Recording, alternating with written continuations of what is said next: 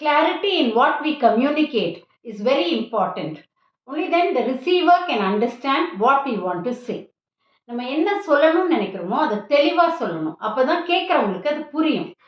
உதாரணத்துக்கு I don't have any plans அப்படின்னு சொன்னோம்னா இப்போ பிளான் இல்லையா இல்லை ஃபியூச்சருக்கு பிளான் இல்லையா, புரியல இல்லையா?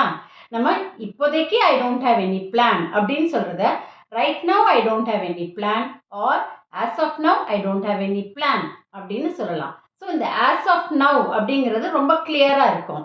இதை வந்து யூஸ் பண்ணி நான் சில எக்ஸாம்பிள்ஸ் கொடுக்குறேன் பாருங்க. ஆஸ் ஆஃப் நவ் அப்படின்னா அட் திஸ் மூமெண்ட், கரண்ட்லி அப்படின்னு அர்த்தம். As of now there is no change. இப்போதைக்கு எந்த சேஞ்சும் இல்லை, எல்லாம் அதே மாதிரி தான் இருக்கும்.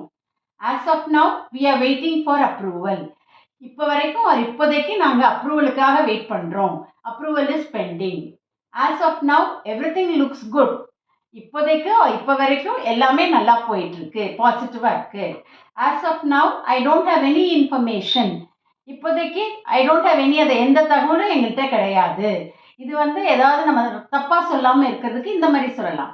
As of now this is a best option. இப்போதைக்கு இதுதான் best method to be follow. இது டெம்பரரி தான், it can undergo change later. As of now the report is 80% ready.